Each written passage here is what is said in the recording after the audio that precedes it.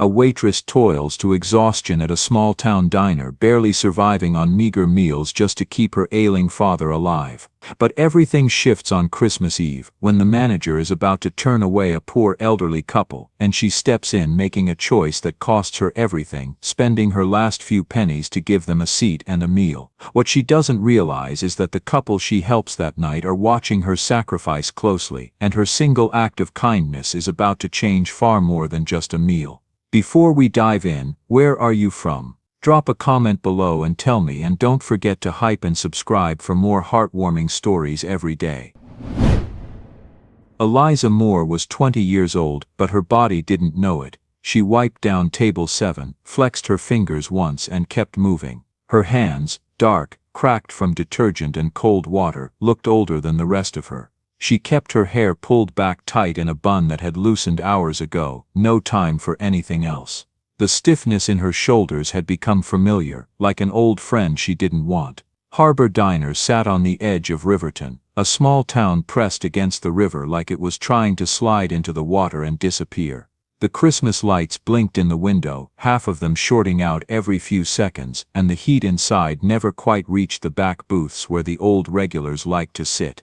Eliza worked nights here. Mornings, she cleaned offices across town, 3 buildings, 4 floors each, done before most people finished their first cup of coffee. Afternoons, she picked up delivery shifts when she could get them, racing against time and traffic for tips that barely covered gas.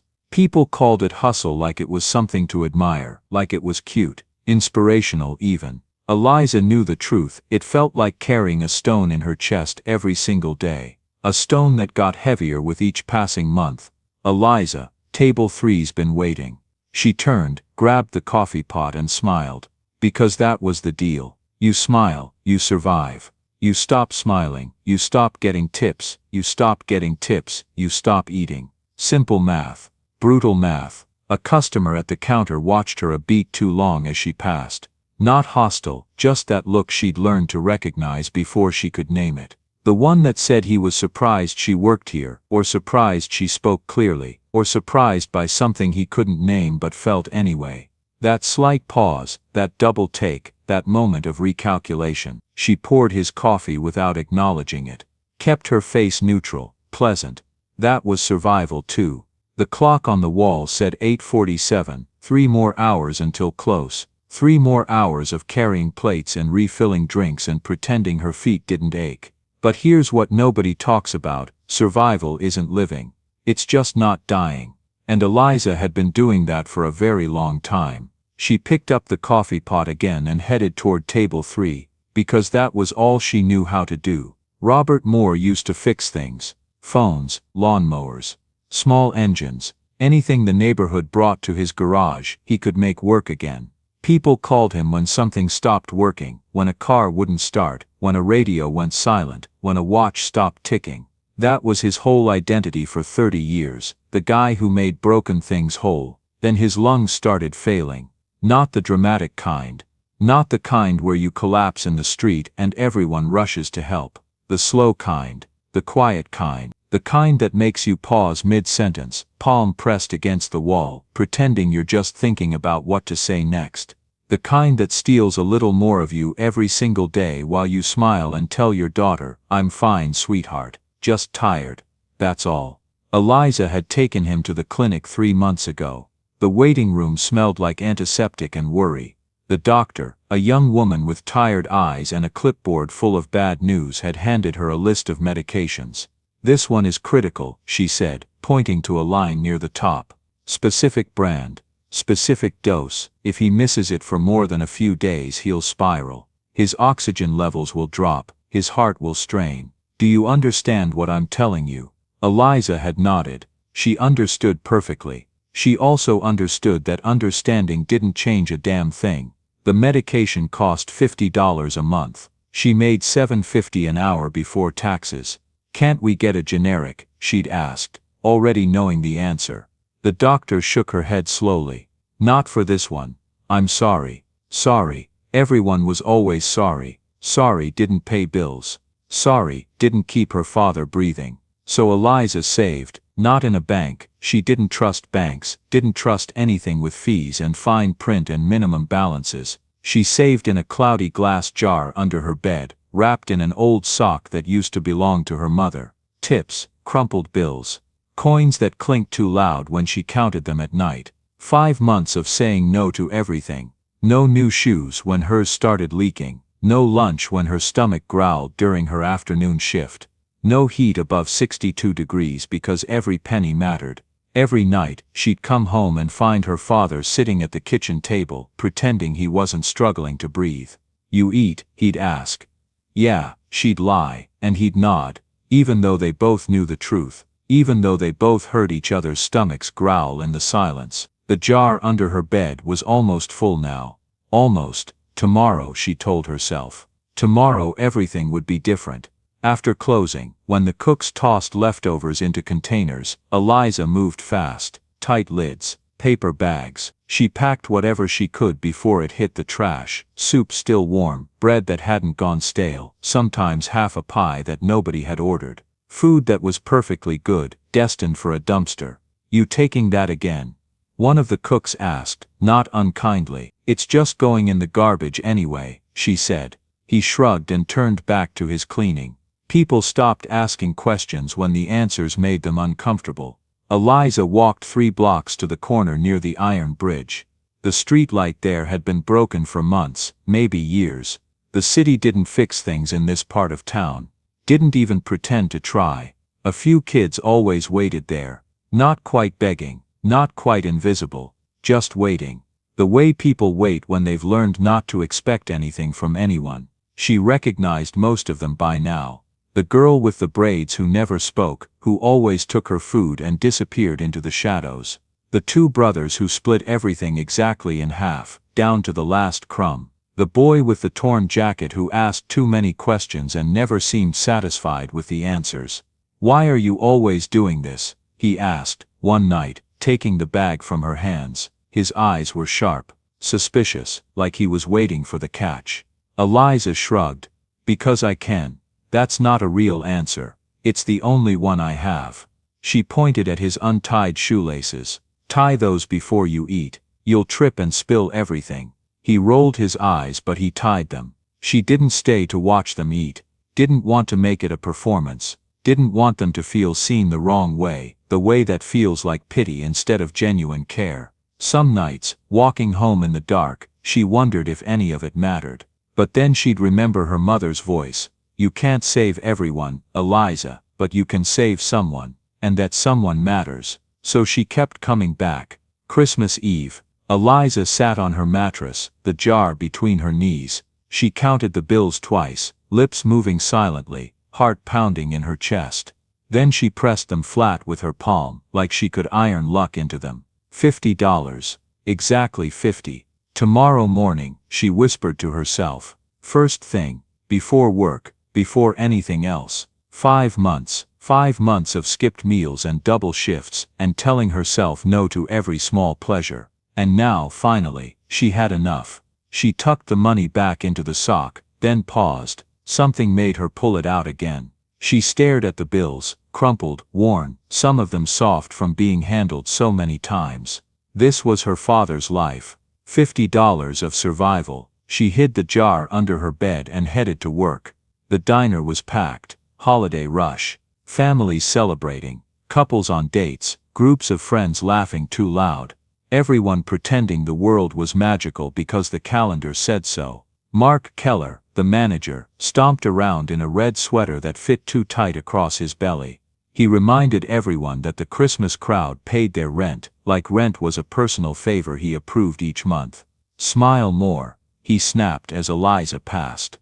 "People tip for happy. I am smiling. Smile bigger, like you mean it."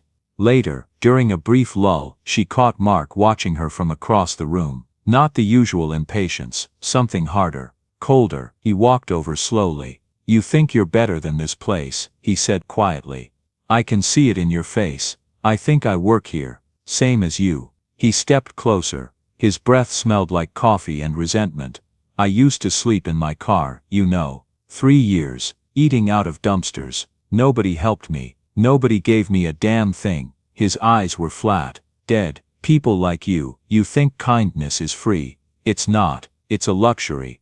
And people who can't afford luxuries shouldn't pretend they can. Eliza didn't answer. You'll learn, he said, walking away. Everyone does. The hard way. The clock crawled toward 9. And then the front door opened. Cold air rolled across the floor like a warning. Every head in the diner turned. Eliza held still, coffee pot in hand. She had no idea what was about to happen. An elderly couple stood just inside the doorway, letting the cold night close behind them. They didn't rush. The man's shoulders were slightly hunched, bracing for something familiar, something he'd experienced too many times before. The woman held his arm, her thumb rubbing small circles through his thin coat sleeve, a quiet habit built over decades of marriage, of shared struggle. The man paused just inside the doorway, hand braced lightly against the wall, like he needed a second before he could move again. His breathing wasn't loud, but it wasn't steady either. Their clothes were clean but threadbare. Not homeless, not quite, not comfortable either. That in-between place that people pretend not to see because seeing it makes them uncomfortable. The smell of food hit them immediately. The woman's grip on his arm tightened, not from affection but instinct. Her eyes went briefly to a nearby table, then away, embarrassed by herself. Eliza watched them scan the room, watched the hope flicker in the woman's eyes, watched it dim when she noticed the stairs. Mark noticed them immediately. He always did. His eyes flicked to their shoes first, worn, scuffed, soles coming loose, then their hands, rough, weathered, no rings. Then their faces, tired, hopeful, bracing for rejection. Eliza knew that look. The calculation that decided who deserved service and who didn't. He walked toward them.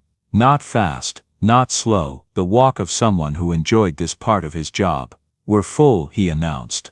Loud enough for everyone to hear. Christmas rush, I'm sure you understand. 3 booths sat completely empty near the window. Everyone could see them. The woman opened her mouth. We just wanted full. Mark repeated, sorry about that. He didn't sound sorry, he sounded satisfied. The man nodded once, but his hand trembled as he turned, and the movement cost him more than it should have. The woman leaned in quickly, whispering something urgent, her voice barely holding together. Like arguing had stopped being useful a long time ago. Like this was just another door closing in a lifetime of closed doors. A few customers watched. A guy at the counter muttered, "Damn, that's cold." Someone else laughed, sharp and quick, then went silent when nobody joined in. Mark caught Eliza's eye across the room. Something like satisfaction in his expression. See, this is how the world works. This is how you survive it. The woman's hand tightened on her husband's arm. Her eyes swept the room one last time. For one person willing to make this night different from all the others, they landed on Eliza. Just for a second, just long enough to see something that looked like recognition. One person drowning, seeing another person drowning, both knowing they couldn't save each other. Then the woman looked away, and Eliza felt it. That tight pull under her ribs. The same feeling she got watching her father cough and pretend it was just dust. The same feeling she got when the kids at the bridge looked at her with hungry eyes. The feeling that said, this is wrong, and you know it. The couple turned toward the door. Eliza had the sudden irrational certainty that if they walked back into the cold, something in them would not make it back. Eliza set down the coffee pot. Her feet moved before her brain caught up. Wait. Eliza's voice wasn't loud, but it cut through the noise of the diner like a knife. Conversations paused, forks stopped mid-air. Even the Christmas music seemed to fade for a moment. It's fine, she said, stepping forward. I'll take them. Mark's jaw tightened visibly. He walked back toward her slowly, lowering his voice to something that was supposed to sound reasonable but dripped with threat. Eliza, we've talked about this before. We have empty tables, for paying customers.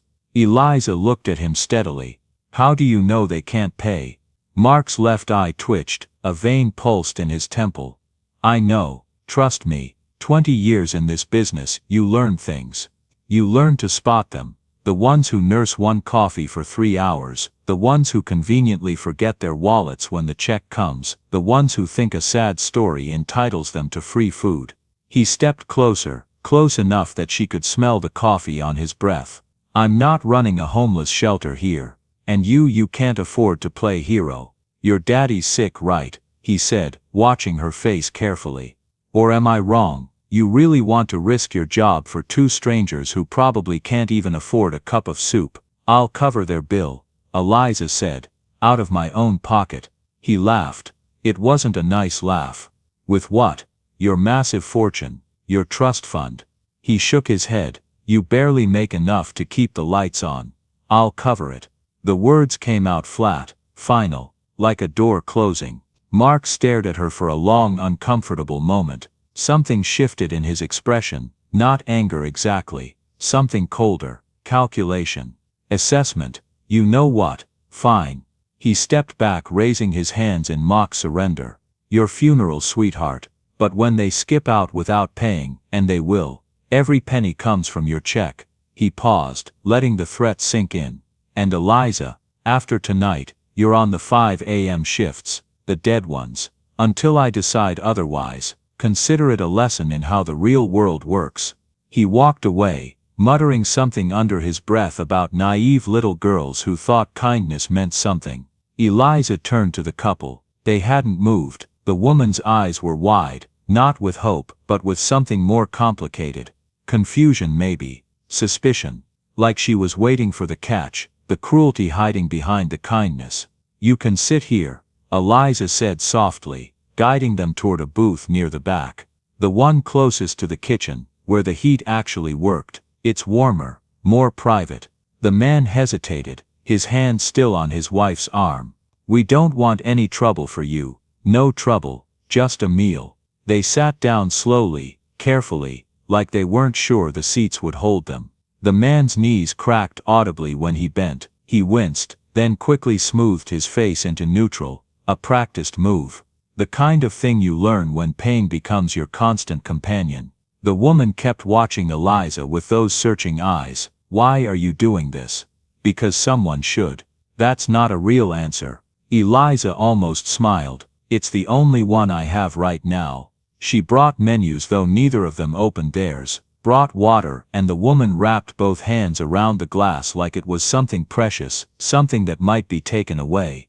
What would you like? Eliza asked. Whatever's cheapest, the man said quickly, automatically. That's not what I asked. What would you like, if you could have anything on the menu?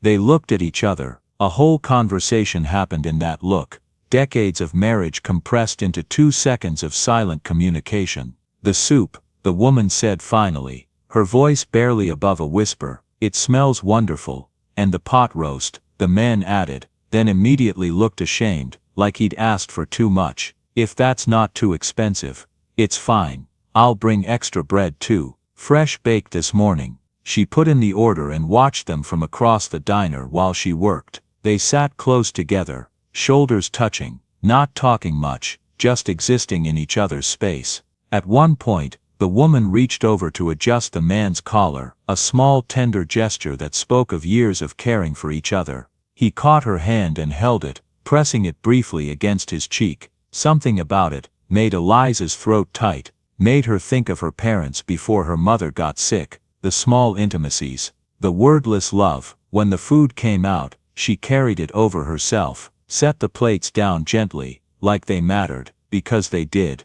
Take your time, she said. There's no rush, stay as long as you need. They ate like they were being timed at first, quick bites, barely chewing, looking around nervously. Then they slowed down. Once they realized nobody was watching them leave, nobody was going to snatch the food away. The man closed his eyes when he took his first bite of pot roast, made a small sound of pleasure that was almost painful to hear.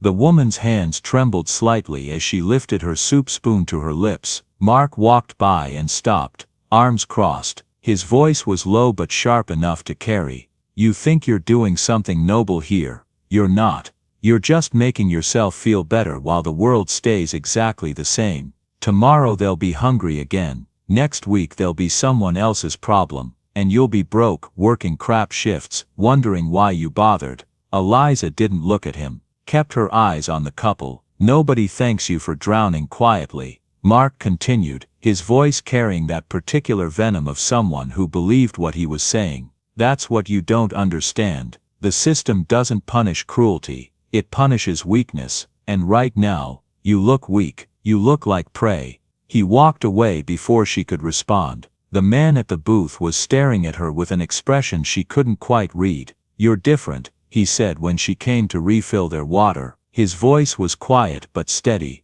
"Certain. Different how? Most people look through us, or past us, like we're furniture, like we're not even there." He paused. "You look at us, you actually see us."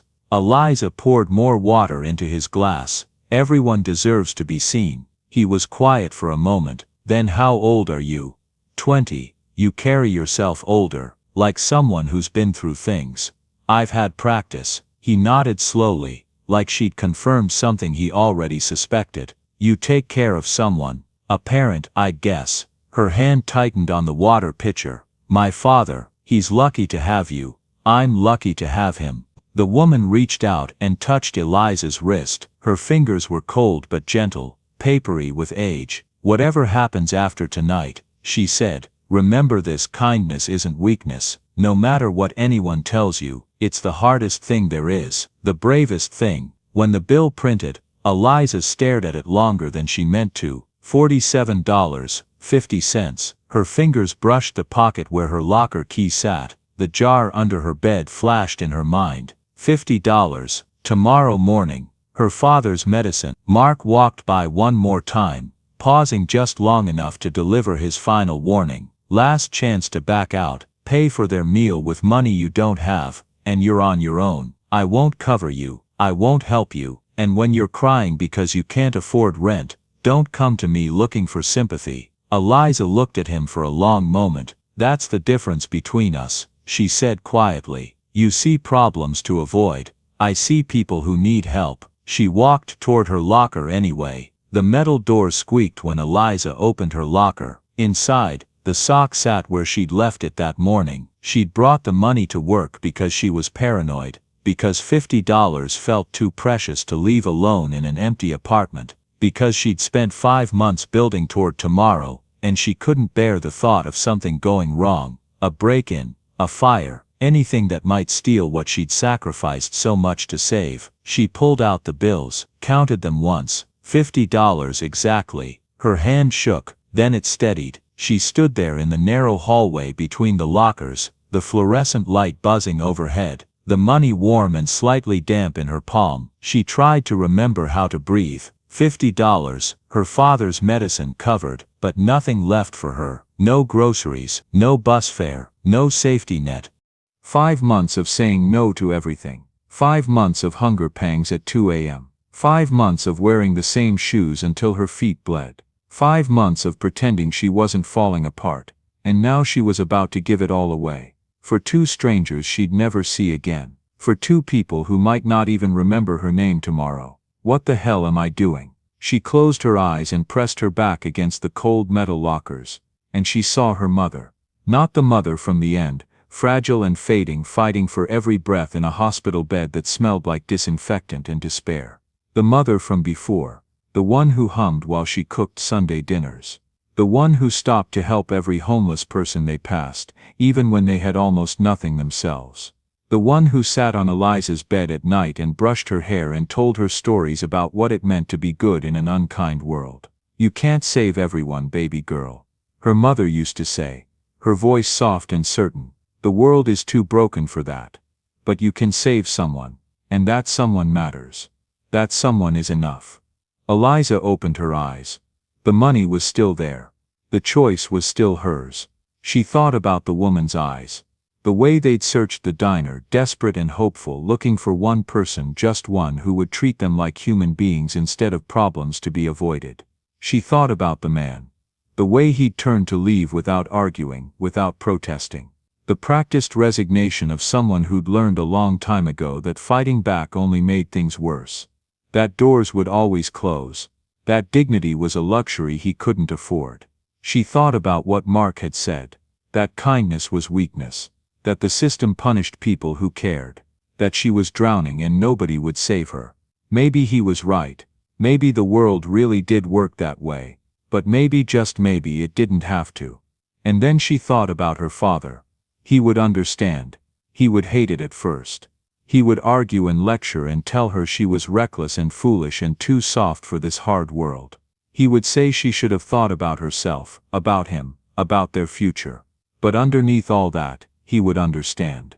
Because Robert Moore was the man who fixed things for free when people couldn't pay. Who stayed up all night rebuilding a neighbor's furnace in January because they had babies at home and no heat.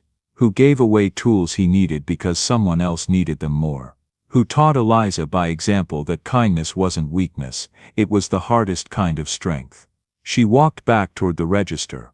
Her legs felt strange beneath her.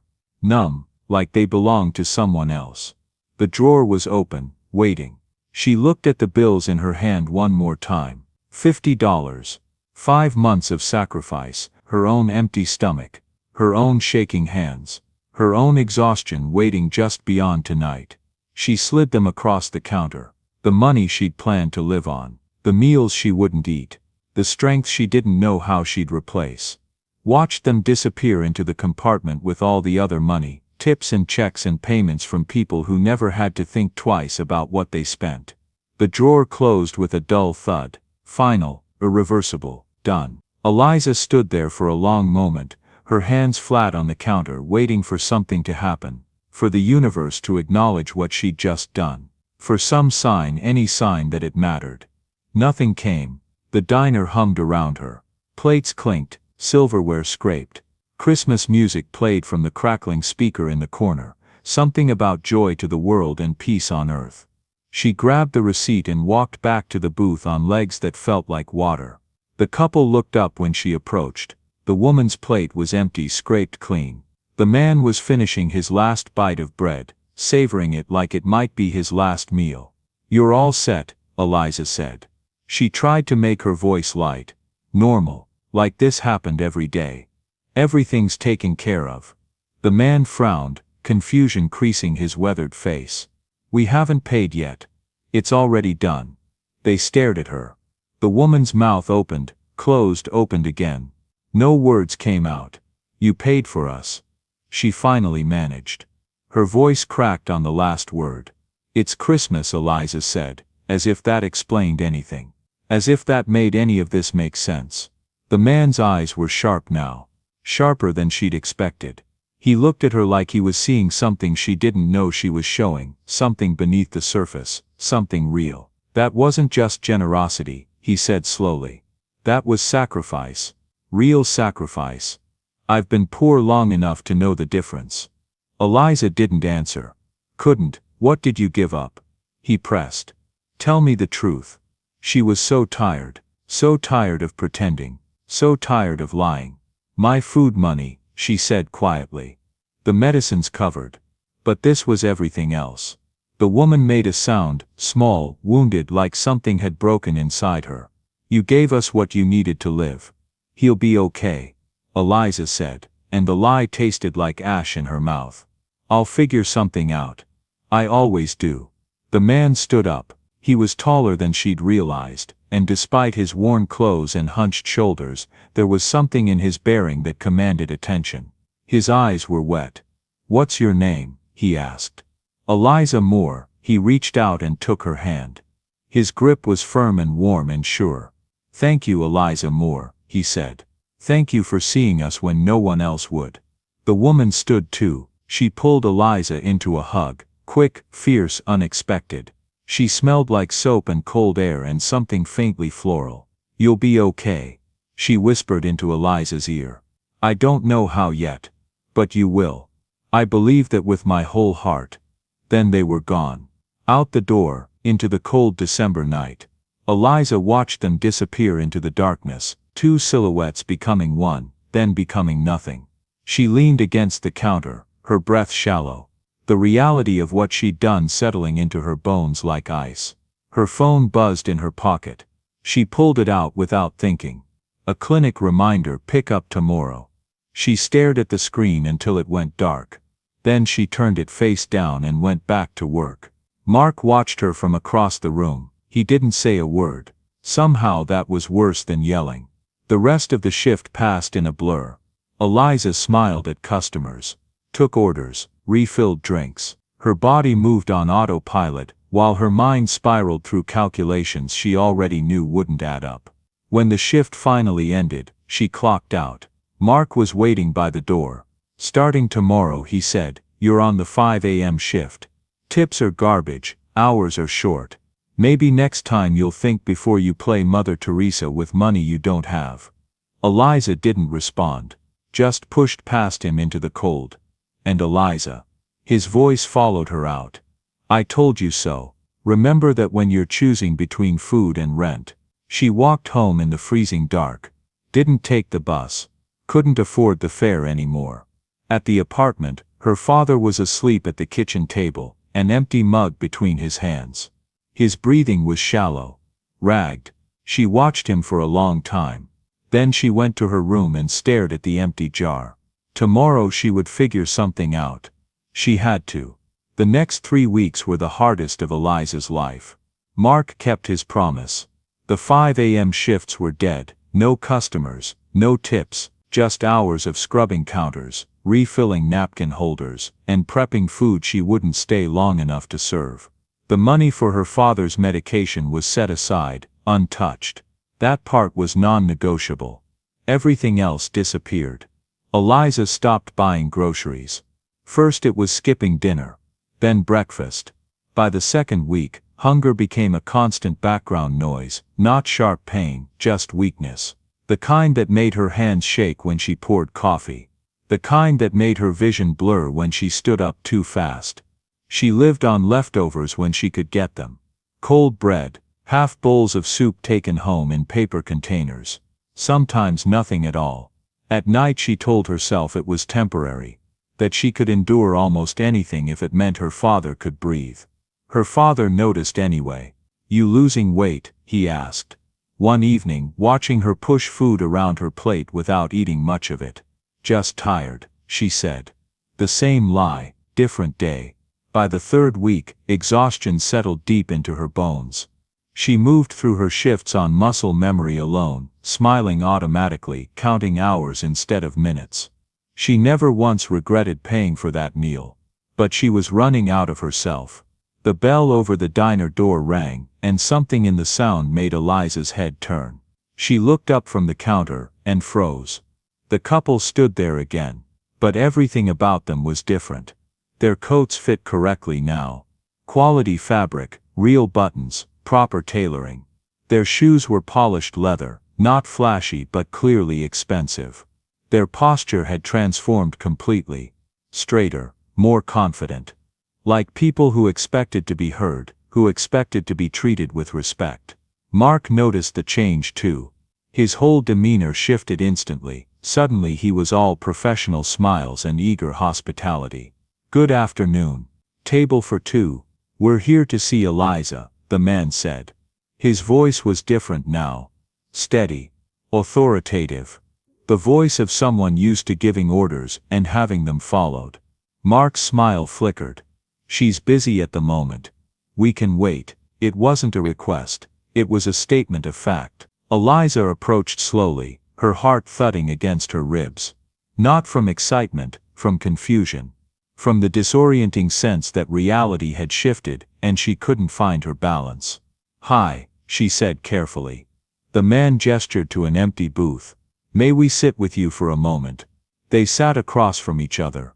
The woman reached into an expensive leather bag, and placed a slim folder on the table between them. "We owe you an explanation," the man said. "And an apology for the delay. These things take time when you want to do them properly. I don't understand." "You will." He folded his hands on the table. "My name is Henry Ellis. This is my wife Margaret. We operate the Ellis Foundation." The name meant nothing to Eliza.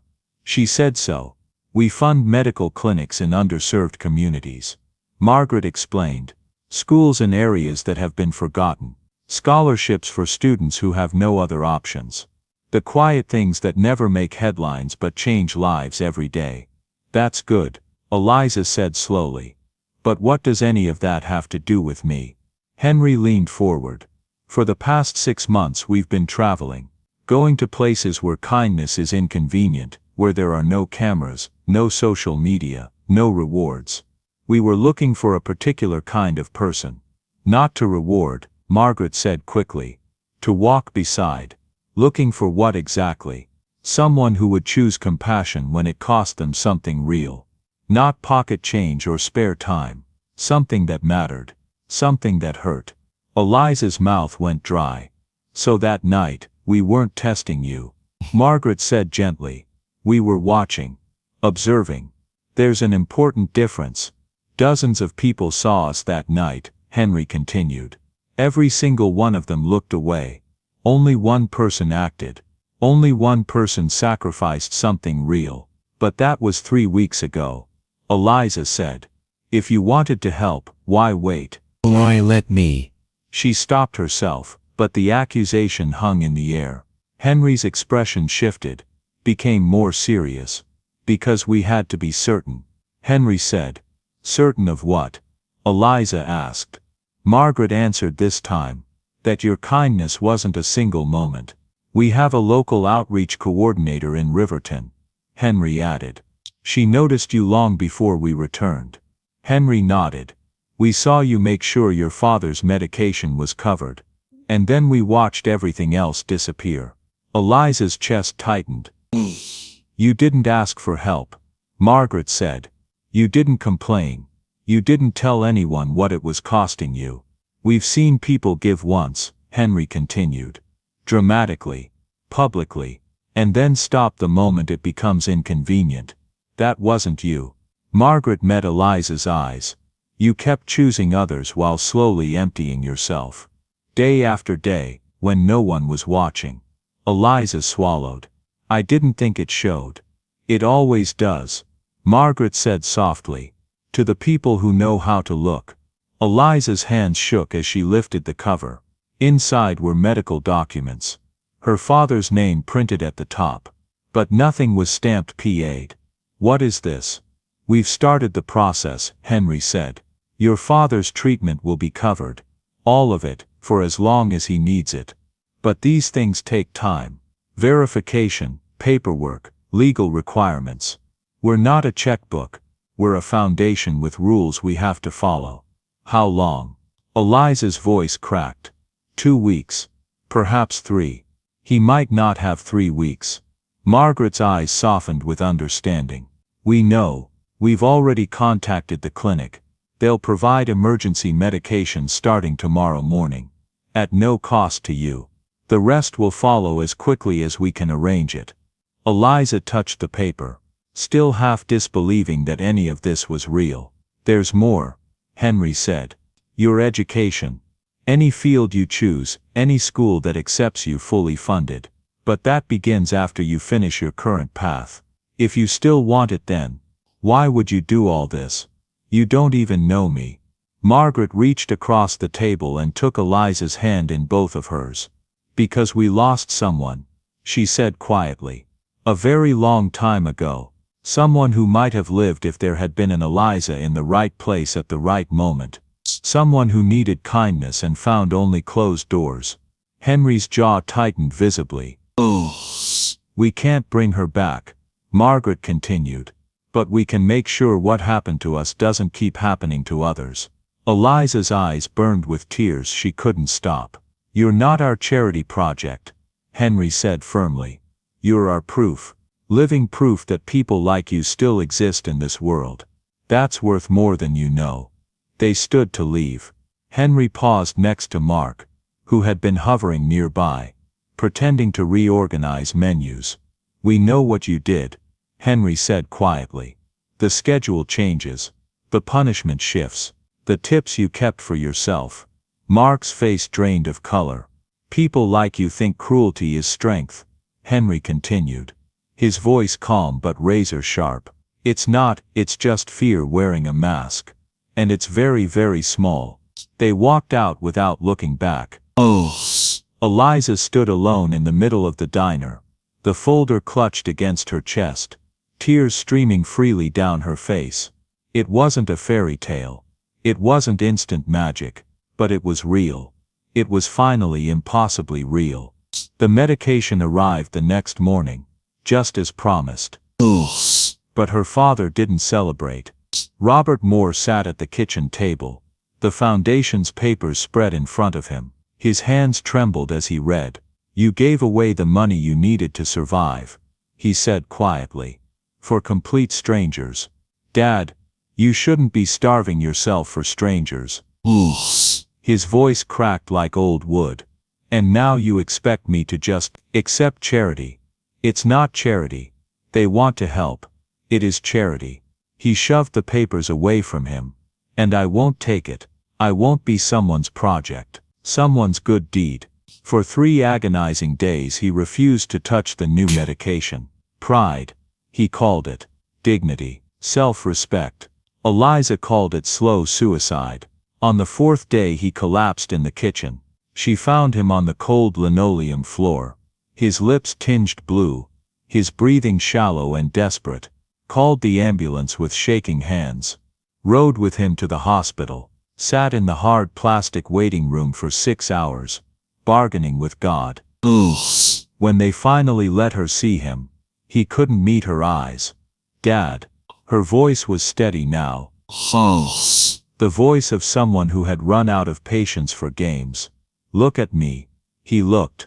"I didn't save you so you could punish yourself." She leaned forward, her eyes blazing. "I didn't work 3 jobs for 5 months. I didn't sell Mom's necklace. I didn't skip meals until I got dizzy. I didn't do all that so you could throw it away because of your pride." His eyes filled with tears. "I just wanted to protect you. That's all I ever wanted. Then let me protect you back. That's how family works." Silence stretched between them, heavy and fragile. Then Robert told her something she'd never heard before. 20 years ago, a stranger came to my garage, needed $50 to fix his car so he could get to work. I said no." He wiped his eyes with a shaking hand. "I never forgot his face, never stopped wondering what happened to him." He reached for her hand. "You're braver than I ever was, Eliza." She squeezed his fingers. "Then stop fighting me." He nodded slowly, and he took the medication. Eliza started college that fall. The campus felt like a different planet. Clean brick buildings, manicured lawns, students walking around with expensive coffee cups and wireless headphones complaining about slow Wi-Fi and boring professors. She didn't belong here. She knew it immediately. They knew it too. Her clothes were wrong. Second-hand, practical, slightly faded. Her references were wrong. She'd never heard of the bands they liked, the shows they watched, the vacation spots they compared. She didn't know the social shortcuts, the inside jokes about summer houses, ski trips, parents who paid for everything without being asked. The first week a girl stopped her outside the library. "Excuse me, where's the financial aid office?" Eliza blinked.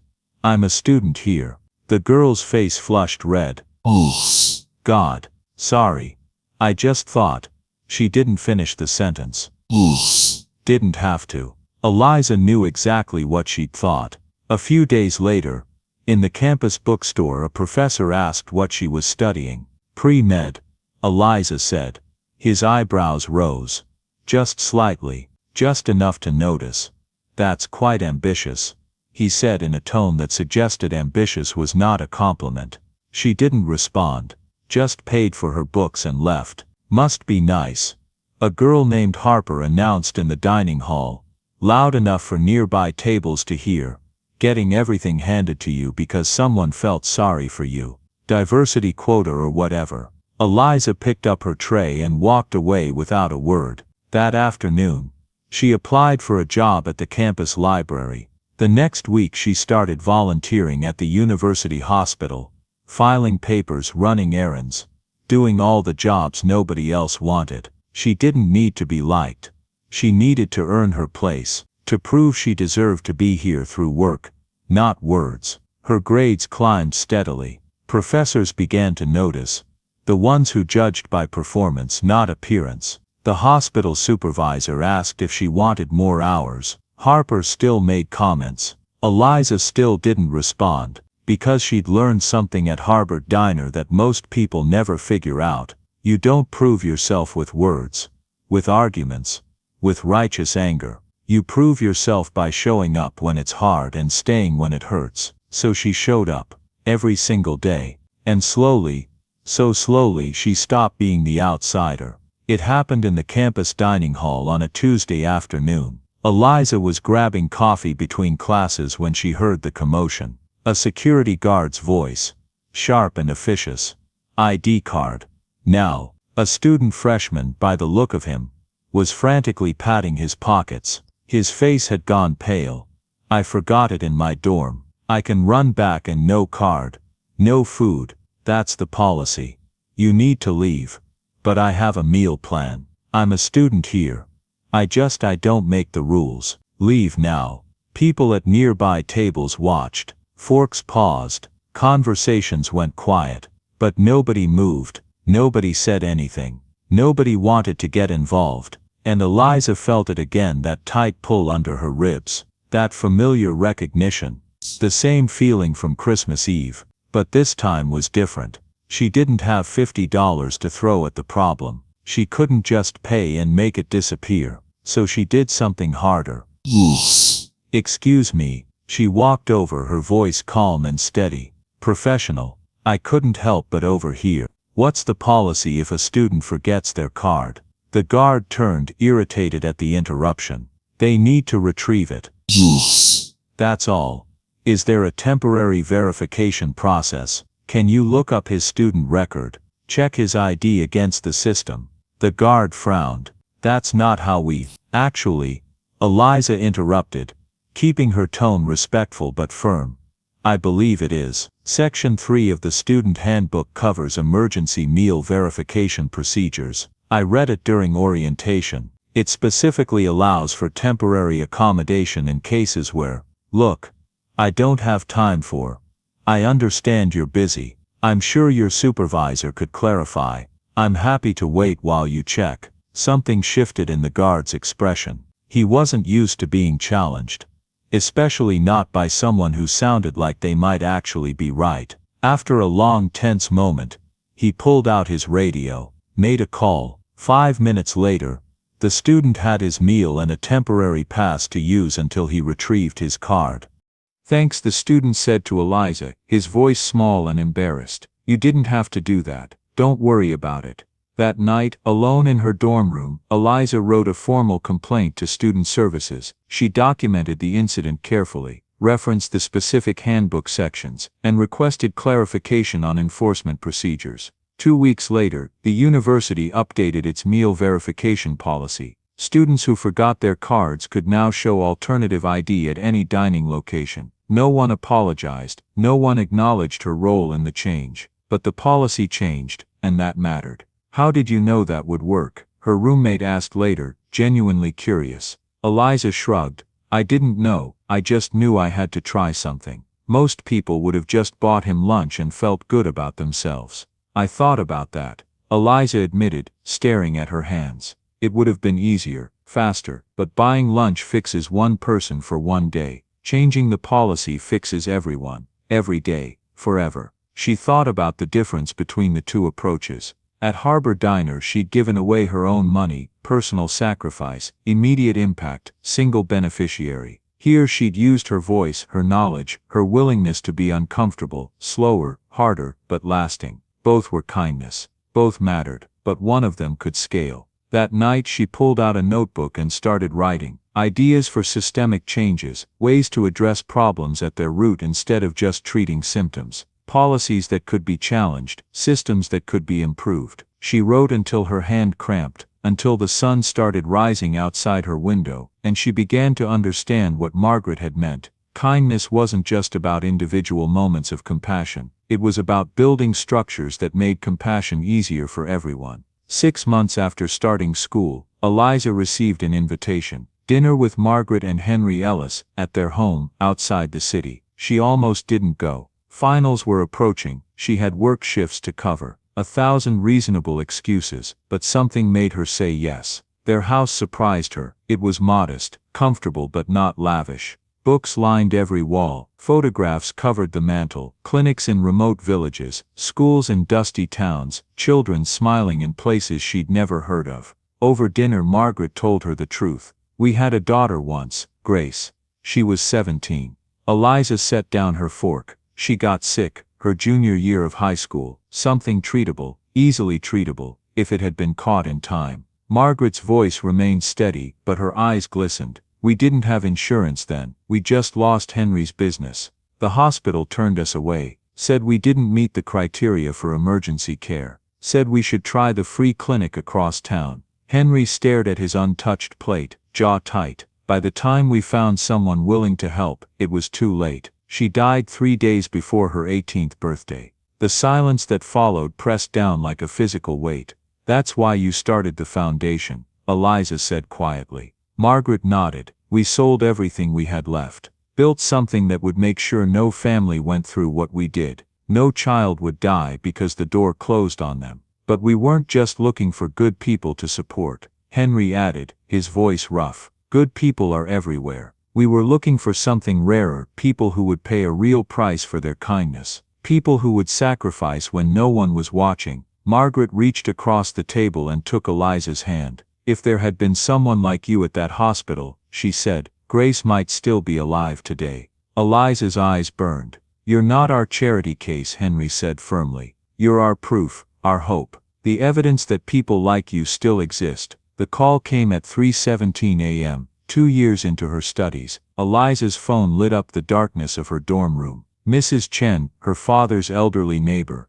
Eliza, it's your father. He collapsed. The ambulance is taking him to County General right now. The 40-minute drive passed in a blur of highway lights and racing thoughts. She didn't remember any of it later. Not the exits she took, not the songs on the radio, not the cold sweat on her palms. At the hospital, a doctor met her in the harsh fluorescent corridor. Young, exhausted, the same tired eyes she'd seen on 100 medical professionals. Miss Moore, I'm Dr. Patterson. Your father's condition has progressed significantly since his last visit. We have treatment options, but I need to be honest with you. They're aggressive. How aggressive? There are significant risks. Potential for permanent damage to other organs. Possible complications during the procedure itself. She paused, choosing her words carefully. We need someone to authorize moving forward. As his next of kin. I'm all he has, Eliza said. There's no one else. The doctor handed her a clipboard thick with forms, pages of medical terminology, consent documents, waivers, warnings about outcomes she couldn't pronounce. Take whatever time you need, Dr. Patterson said. But understand time is a factor here. The longer we wait, the fewer options we have. She disappeared down the hallway, leaving Eliza alone under the buzzing lights. Eliza found a plastic chair in the waiting room, sat down heavily. Stared at the forms until the words blurred and swam. What if she signed and he died on the table? What if she didn't sign and he died anyway? Slowly gasping for air. What if this was the last decision she ever made for him? The pen felt impossibly heavy in her fingers. She thought about calling someone. Margaret, Henry, anyone who could tell her what to do, who could share the weight of this choice. But she knew, even as she considered it, that this wasn't their burden to carry. It wasn't anyone's choice but hers. She read through the consent forms again, understood maybe half of what they said. The risks were listed in cold clinical language: cardiac arrest, stroke, organ failure, death. The benefits were hedged with words like potential and possible, and in some cases, everything uncertain, nothing guaranteed, just like life itself. Eliza closed her eyes and leaned back in the uncomfortable chair. She saw her father teaching her to ride a bike in the park behind their old apartment, his big hands on her shoulders, his voice calm and encouraging. I've got you. I won't let go until you're ready. She saw him sitting up with her until midnight, helping with math homework he didn't fully understand himself, both of them frustrated and laughing at the same time. She saw him at her mother's funeral, standing straight and strong for everyone else, waiting until he was alone to finally break down. Holding Eliza while they both sobbed, saying nothing because there was nothing to say. She saw him in the kitchen, pretending he wasn't struggling to breathe, refusing medication out of stubborn pride, looking at her with eyes full of love and guilt, and something else, something like hope. He'd spent his entire life trying to protect her. Now it was her turn. She opened her eyes, clicked the pen, signed every form without letting herself hesitate. At 4:15 a.m., they wheeled her father into the operating room. At 4:16 a.m., Eliza started praying to whoever might be listening. The hours that followed were the longest of her life. Coffee grew cold. The sky outside the windows shifted from black to gray to pink to gold. Other families came and went, some with relief on their faces, others with devastation. At 8:30 a.m., the waiting room door opened. Margaret walked in first, Henry close behind. They didn't say anything, didn't ask questions or offer empty reassurances. They just sat down on either side of Eliza, close enough that their shoulders touched. Margaret took her cold hand and held it. Henry brought her coffee from the machine down the hall, sat in silence with her. They stayed. At 11:47 a.m., Dr. Patterson appeared in the doorway. Miss Moore, Eliza stood on legs that felt like water. The world tilted slightly. The surgery went well. There were some complications. We had to adjust our approach midway through, but your father pulled through. He's stable now. He's in recovery, asking for you. The world tilted again, but differently this time. He's okay. He'll need significant recovery time. Physical therapy, lifestyle changes, but yes, he's going to be okay. He's going to be okay, she said. But his lungs will never be what they were. He'll need oxygen at night, and there are things he'll never be able to do again. Eliza's knees buckled. Margaret caught her, held her while she sobbed, deep wrenching sounds that she couldn't control. You did it, Margaret whispered into her hair. You made the hard choice. You were brave. Henry put his steady hand on her shoulder. Let's go see him. They walked with her to the recovery room, waited in the hallway to give her privacy. Her father was awake when she entered, pale, thin, hooked up to machines and monitors, but awake. His eyes found her immediately. Hey sweetheart, he rasped. Hey Dad. She sat on the edge of his bed, took his weathered hand in both of hers. You scared me, she said. Don't do that again. I know. I'm sorry. He squeezed her fingers weakly. I heard you signed the forms, made the call. Someone had to. That's my girl. His eyes grew wet. Your mother would be so proud of you. I'm so proud of you. Eliza's throat tightened. Just focus on getting better. That's all I need from you. He glanced toward the door where Margaret and Henry stood watching through the glass window. Those people, he said, the ones who waited with you. Who are they? Eliza considered how to explain it. 3 years of connection, of support, of something that had become essential without her quite realizing it. Family, she finally said. Her father nodded slowly, understanding in his tired eyes. Good, he said. Everyone needs family. He closed his eyes and slept. Eliza stayed until the nurses insisted she leave. Then she walked to the hallway where Margaret and Henry waited. Thank you for coming, she said. You didn't have to. Yes, Henry said quietly, his voice rough with emotion. We absolutely did. Margaret hugged her tightly. That's what family does, she said. We show up. No matter what. After the surgery, something fundamental shifted in Eliza's life. She started spending holidays with the Ellis family, Thanksgiving around their crowded table, Christmas morning with coffee and quiet conversation, random Sunday dinners when nobody had anywhere else to be. Her father joined them eventually. Once he was strong enough, he and Henry would sit on the back porch together, talking about things men talk about when they've both seen hard times. Cars, weather, the proper way to fix a carburetor, the stubbornness of children. You know, Robert said one autumn evening watching the leaves fall, I spent my whole life fixing things for other people. Never once occurred to me that I might be the thing that needed fixing. Henry nodded slowly. That's always the hardest lesson, isn't it? Learning to receive, learning to accept help. Pride's a hell of a thing. It is nearly killed me too, once upon a time. Inside the house, Eliza was helping Margaret set the table for dinner. Their comfortable silence was broken when Margaret caught her eye and smiled. You're different now, Margaret observed. More settled, more at peace. I feel different. Eliza straightened a fork that didn't need straightening. Like I finally know where I'm supposed to be. And where's that? Eliza looked around the warm room. At Henry and her father on the porch, two stubborn men who'd found understanding in each other. At the photographs of Grace on the mantel smiling forever at 17. At Margaret, who had become more mother than mentor over these years. Here, Eliza said, with all of you, with whatever this is we've built together. Margaret's eyes filled with tears she didn't bother to hide. She pulled Eliza into a tight hug. We're the lucky ones, she whispered. Never forget that, we found each other. That night after dinner they all sat in the living room and talked about everything and nothing. Her father fell asleep in his armchair, snoring softly. Henry covered him with a blanket without comment. Eliza watched them, this strange, beautiful, accidental family she'd somehow stumbled into, and felt something she hadn't experienced since childhood. Peace, not the absence of problems. There were still plenty of problems. Bills and deadlines and her father's ongoing health needs and the foundation's endless work. But peace anyway, the quiet certainty of knowing she wasn't alone, that whatever happened next, someone would be there. Thank you, she said to Margaret, when everyone else had dozed off, for everything you've given me. You keep saying that, because I keep meaning it. Then stop thanking us and start believing you deserve it. Margaret's eyes were steady, certain. You earned every bit of this, Eliza. All we did was recognize what was already there. Eliza thought about Christmas Eve in that diner. The $50, the impossible choice. I still think about that night sometimes, she admitted. Wonder what would have happened if I'd kept the money. Walked away.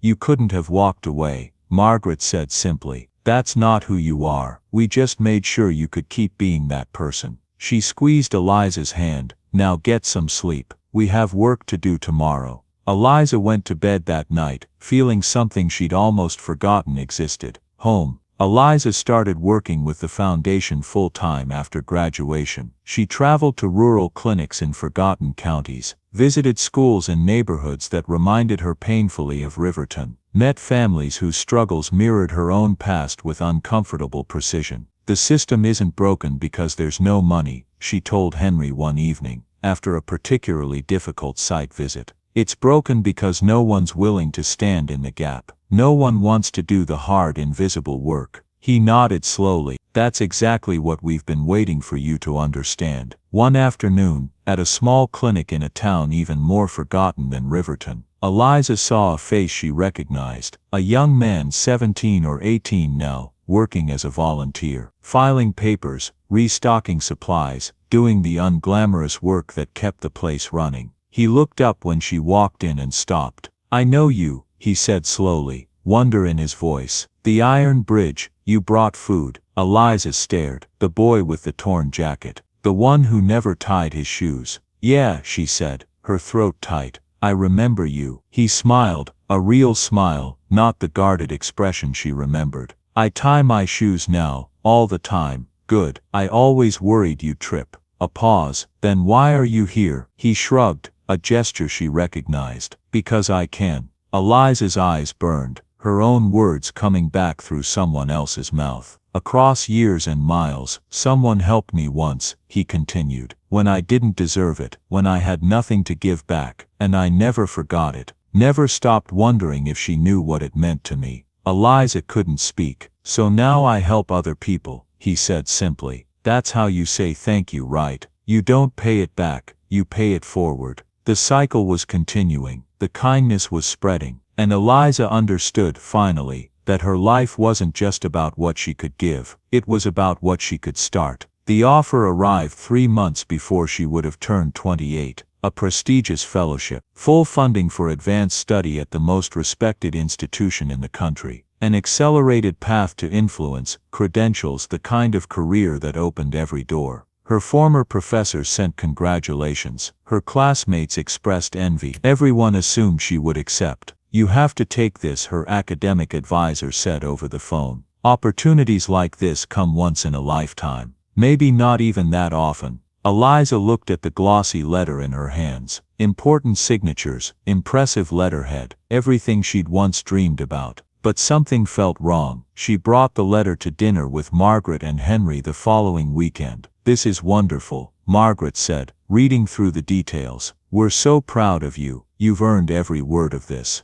You should take it, Henry added. This is exactly what we hoped would happen for you. Eliza set down her fork and took a breath. You prepared me to be useful, she said slowly. choosing her words with care. Not to be famous. There's an important difference between those two things. The room went quiet. I don't understand, Margaret said. This fellowship, it's for me. My career, my reputation, my future. Eliza paused. But the work we do here with the foundation, that's for everyone else. Every person we'll never meet. Every life that gets a little easier because someone showed up. Henry leaned forward. You can do both. Get the credential, build your reputation, then come back with more influence to do even more good. That's what I keep telling myself. But while I'm gone, while I'm sitting in seminar rooms and writing papers, who stands in the gap? Who visits the clinics? Who actually does the work that never makes headlines? Margaret's expression was complicated. Someone else will step up. That's what I used to believe too,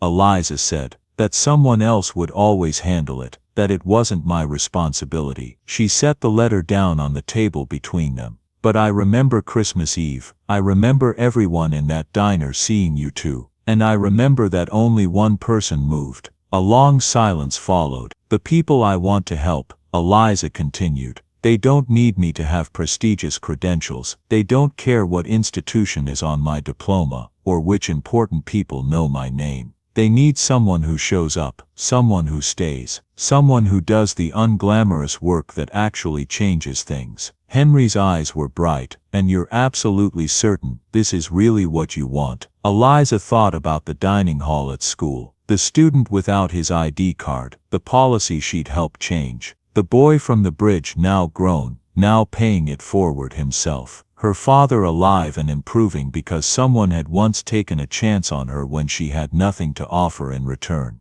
I'm certain, she said. She declined the fellowship the next morning, wrote a gracious letter explaining that her path lay elsewhere. Instead, she accepted a permanent position with the Ellis Foundation. Lower salary than she could have earned elsewhere. Harder work than any office job. No prestige, no headlines, no recognition. Her former classmates called her crazy, throwing away an opportunity like that. Others called her noble, which somehow felt worse, like sacrifice was something romantic instead of simply necessary. But Eliza understood what they didn't. This wasn't sacrifice, this was choice. The same choice she'd made in that diner with $50 in her trembling hand. The choice to see people when no one else would. The night before she started her new role, she wrote a letter to herself, to anyone who might read it someday and wonder why kindness isn't a feeling. It's a decision you make over and over again. When it's easy and when it's hard, when people are watching, and when no one will ever know. The world doesn't reward kindness consistently or fairly, but that was never the point. You do it because someone has to. You do it because you can. She folded the letter carefully and tucked it away. Then she went back to work. 10 years later, Eliza sat in a diner, not Harbor Diner, that had closed years ago when Mark finally retired. A newer place with better lighting and staff who actually seemed happy to be there.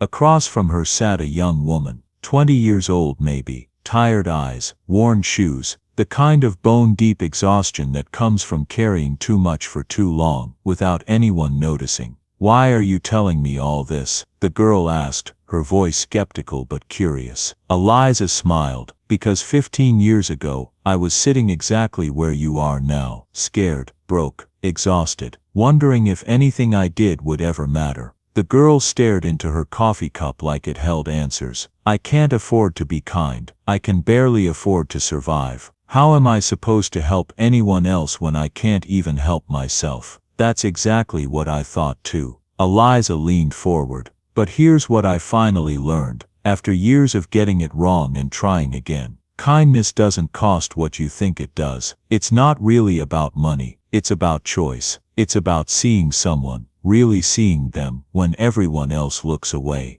She slid a card across the scratch table. The Ellis Foundation logo. A phone number. We're looking for people, Eliza said. Not perfect people. Not people with money or connections or impressive resumes. Just people who are willing to pay a price. People who choose compassion even when it costs them something. The girl picked up the card, turning it over in her fingers. What if I'm not good enough? What if I don't have anything worth giving? Eliza stood, left cash on the table for both their meals. You already are good enough, she said. You just don't know it yet. None of us do until someone else sees it first. She walked out into the afternoon light. Behind her, the girl was still staring at the card. Eliza didn't look back. Didn't need to. She'd learned that lesson a long time ago, standing in a rundown diner on Christmas Eve with $50 in her shaking hand. Kindness wasn't about controlling outcomes. It was about starting cycles,